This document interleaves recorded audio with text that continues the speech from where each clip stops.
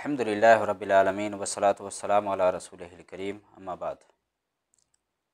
अल्लाह रब्बुल आलमीन की निशानियों की ताज़ीम एक मुसलमान के लिए ज़रूरी है। अल्लाह रब्बुल आलमीन ने कुरान करीम के अंदर फरमाया है, वमन युअज़्ज़िम शाइरअल्लाहि फ़इन्नहा मिन तक़वल क़ुलूब, कि जो भी अल्लाह रब्बुल आलमीन की निशानियों का एहतराम करेगा, इज़्ज़त देगा, तो ये दिलों की परहेज़गारी में से है। लोगों में ये बात मशहूर है, पता नहीं कहाँ से ये बात आई है, अल्लाह ही बेहतर जानता है, कि अगर कोई आदमी कुरान पढ़ रहा है, कुरान अगर हाथ से गिर जाए तो उसके बराबर वज़न करके आटा या चावल वगैरह सदका करे। कुरान करीम ये अल्लाह रब्बुल आलमीन का कलाम है। इसका अदब व एहतराम एक मुसलमान के लिए हर टाइम हर वक्त ज़रूरी है। इसकी तौहीन और इहानत करना ये मुसलमान के लिए दुरुस्त नहीं है, बल्कि हराम है। बसा औक़ात ऐसा भी होता है कि एक इंसान कुफ्र तक भी पहुँच जाता है।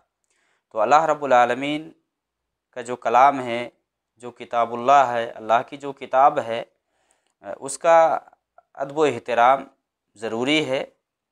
और तहक़ीर करना या बेअदबी करना ये किसी भी नाहिए से जायज़ और दुरुस्त नहीं है। अगर कोई आदमी कुरान पढ़ रहा है, बिला क़स्दो इरादा अगर कुरान हाथ से छूट जाए या कुरान अगर गिर जाता है तो उस पर कोई मुआख़ज़ा नहीं है, उस पर उसकी पकड़ नहीं है।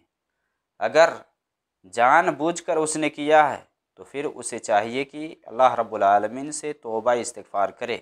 अगर उसने बतौर इहानत, तहक़ीर और तज़लील के लिए ऐसा किया है तो उसने एक गुनाह किया है और उसके लिए फ़ौरन तौबा ज़रूरी है।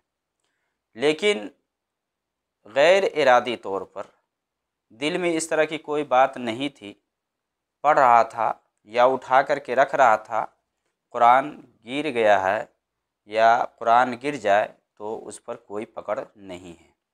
अल्लाह रब्बुल आलमीन ने सूरह हज में बयान फरमाया है, वलैसा अलैकुम जुनाहुन फ़ीमा अख़्तअतुम बिह वलाकिन मा तअम्मदत क़ुलूबुकुम, कि जो गलती से हो जाए, जो गलती से तुम कर लो तो उस पर तुम्हारी पकड़ नहीं है, उस पर मुआख़ज़ा नहीं है, उस पर गुनाह नहीं है।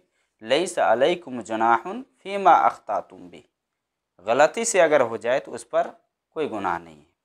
वलाकिन मा तअम्मदत क़ुलूबुकुम, हाँ जानबूझ करके अगर करोगे तो फिर इस पर पकड़ भी है और गुनाह है। नबी सल्लल्लाहु अलैहि वसल्लम की हदीस है, नबी सल्लल्लाहु अलैहि वसल्लम ने फरमाया, इन्नल्लाह तजावज़ ली अन उम्मती अल ख़ता वन निस्यान व मस्तुकरिहु अलैह, कि अल्लाह रब्बुल आलमीन ने मेरी उम्मत से गुनाह को उठा लिया है। किस गुनाह को? जो भूल चूक में आदमी कर ले या गलती से कर जाए, कोई ऐसा काम कर ले जिस पर गुनाह होता है जानबूझ करने से, तो अगर गलती से अगर हो जाए तो उस गुनाह को लिखा नहीं जाता है। अल्लाह रब्बुल आलमीन ने उसे माफ़ कर दिया है। और उस गुनाह को भी माफ़ कर दिया है जिस पर जबर इकराह करके कराया गया है, ज़बरदस्ती किसी को उस काम पर ज़ोर दे करके करवाया गया है, जबकि दिल में इस तरह की बात नहीं थी, तो उस पर भी उसका मुआख़ज़ा नहीं होगा।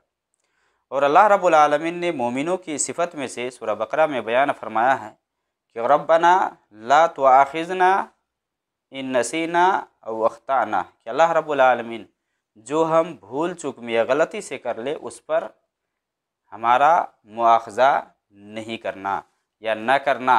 यानी जो काम हम भूल चूक में कर ले या हमसे गलती से हो जाए तो उस पर हमारी पकड़ न करना। तो कुरान करीम हाथ से अगर बिला क़स्दो इरादा अगर गिर गया है तो उस पर न तो कोई कफ़ारा है और न उस पर कोई गुनाह है, कोई कफ़ारा नहीं है और न उस पर कोई गुनाह नहीं, क्योंकि अल्लाह रब्बुल आलमीन ने इसको माफ़ कर दिया है। अल्लाह रब्बुल आलमीन ने उठा लिया है।